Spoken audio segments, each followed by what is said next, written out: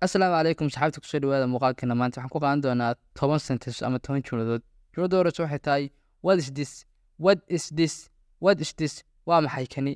What is this? Waa maxay kani? Waa maxay kani? Where are you doing? Where are you doing? Where xagee are you doing u socotaa? Xagee u socotaa? Where are you doing? Xagee u socotaa? What's going? What's going? Maxaa dhacay? What's going? Maxaa dhacay? What's going? Maxaa dhacay? Hadai, what's going? What are you doing? What are you doing? Maxaad qabanaysaa? Maxaad qabanaysaa? What are you doing? Maxaad qabanaysaa? What are you doing? Maxaad qabanaysaa?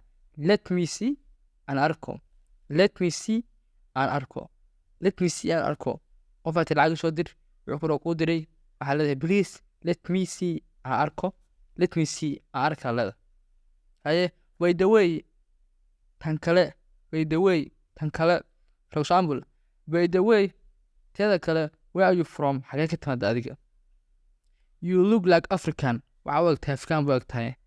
By the way, teeda kale. By the way, dhanka kale. Dhanka kale. Teena waxay noqonaysaa what kind of work do you do? What kind of work do you do? Shaqo noocee ah ayaad qabataa? What kind of work do you do? What kind of work do you do? Shaqo noocee ah ayaad qabataa? معناها شغلة قبل نوعه. Could you write it? Could you write it now? Could you write it down here?